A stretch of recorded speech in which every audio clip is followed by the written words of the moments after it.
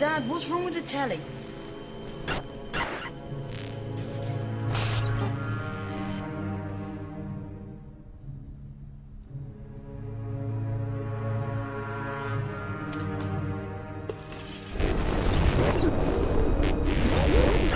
Good evening, London.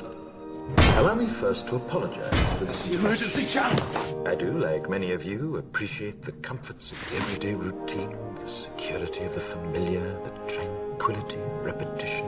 Bloody hell. I enjoy them as much as any bloke.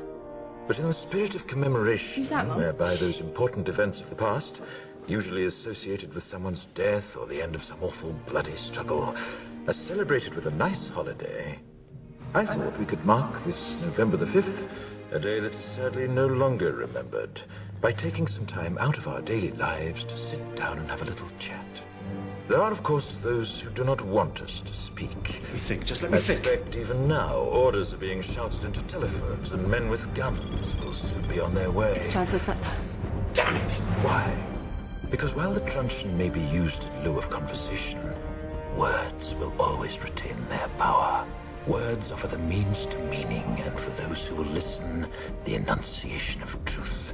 And the truth is, there is something terribly wrong with this country, isn't there? You designed it, sir. You wanted it foolproof. You told me every television in London. Cruelty and injustice, intolerance and oppression. And where once you had the freedom to object, to think and speak as you saw fit, you now have censors and systems of surveillance coercing your conformity and soliciting your submission. We need cameras. How did this happen? Who's to blame? Well, certainly there are those who are more responsible than others, and they will be held accountable. But again, truth be told, if you're looking for the guilty, you need only look into a mirror. I know why you did it. I know you were afraid. Who wouldn't be? War, terror, disease. Fear got the best of you, and in your panic you turned to the now High Chancellor Adam Sutler. He promised you order, he promised you peace, and all he demanded in return was your silent, obedient consent.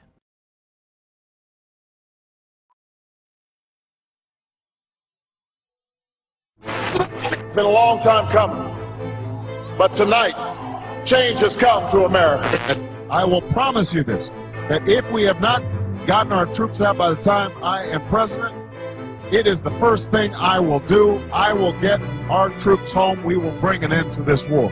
You can take that to the bank. That's why I have a plan that will bring our combat troops home by March of 2008. That's why I put forward a bill that would begin a phased redeployment and have all our troops out by March 31st of next year. Close down Guantanamo, restore habeas corpus. I intend to close Guantanamo, and I will follow through on that. No more illegal wiretapping of American citizens. No more national security letters to spy on citizens who are not suspected of a crime. No more ignoring the law when it is inconvenient. Well, I think at this point he's perfected the art of forgetting Barack Obama the candidate.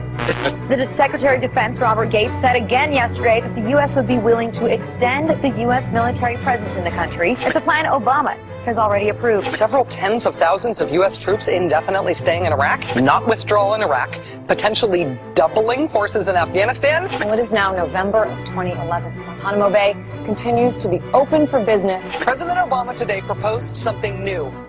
Something called prolonged detention, indefinite detention without trial. That's what this is. That's what President Obama proposed today. U.S. President Barack Obama has signed the defense bill. So the last thing the president did in 2011 was sign a bill that pretty much does away with due process. That would authorize him to use the military to arrest people in the United States, to keep them from a lawyer, to keep them from a judge, to keep them from a jury, to lock them up for as long as he wants. And he's even authorized the killing of a U.S. citizen. Tim Geithner has been picked as the next Treasury Secretary. Geithner's expected nomination was greeted with praise across Wall Street. Timothy Geithner appointed Mark Patterson, former top lobbyist for Goldman Sachs, as his chief of staff. Goldman Sachs was the largest domestic recipient of funds in this AIG counterparty arrangement. Joshua Bolton was actually the London office manager for Goldman Sachs. The chief of staff for Timothy Geithner today is someone from Goldman Sachs. Mr. Kashkari, who's handling the TARP, he was from Goldman Sachs. I mean, is there anybody that isn't from Goldman Sachs? Especially when you add to it that when it was all said and done, Goldman's chief competitor in the bond market, Lehman Brothers, had been vanquished, and Goldman now had a monopoly on all fixed income trading basically in the world, and was now the most profitable investment bank in the history of the world, and is now not subject to any further regulation than they were prior to the crisis. So it's good to be Goldman Sachs. Goldman Sachs, who today announced that they have never been more profitable. Goldman Sachs netting $13.4 billion in 2009, topping the firm's 2007 record. William Lynn, he was appointed to the #2 position at the Defense Department. William Lynn, also a former top lobbyist for Raytheon, one of the 5 largest defense contractors. Raytheon announced today that it has signed a $145 million contract. Raytheon has won a $68.6 million contract. Raytheon announced today it has been awarded a $107 million U.S. Air Force contract. Raytheon announced Monday that its subsidiary, Raytheon Technical Services, has won a U.S. Army Forces Command contract. Raytheon Company announced today it has received a $1.7 billion contract. You can take that to the bank.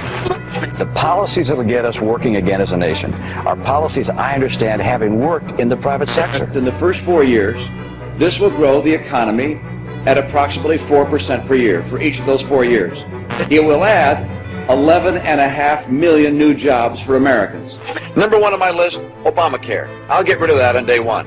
I will cut, cap, and balance the federal budget. We're going to immediately cut all federal spending by 5%. I will insist on the military so powerful, no one would ever think of challenging it.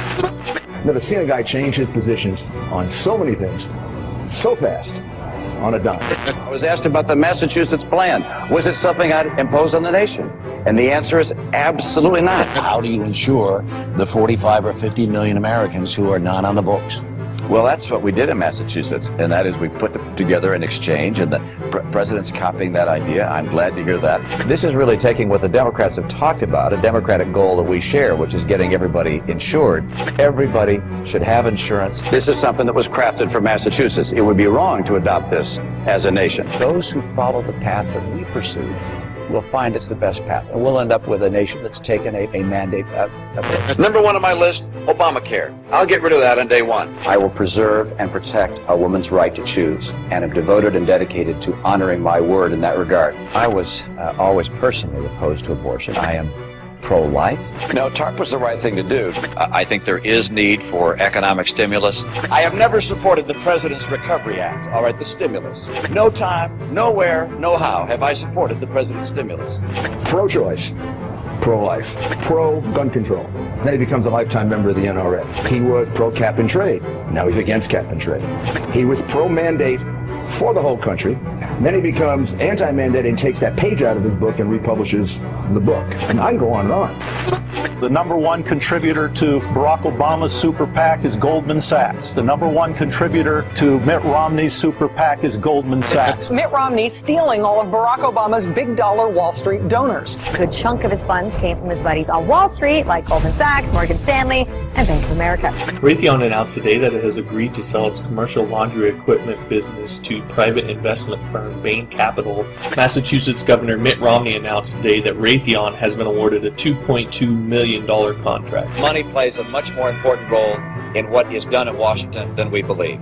To get that kind of money, you've got to cozy up as an incumbent to all of the special interest groups who can go out and raise money for you from their members. And that kind of relationship has an influence on the way you're going to vote, You can take that to the bank.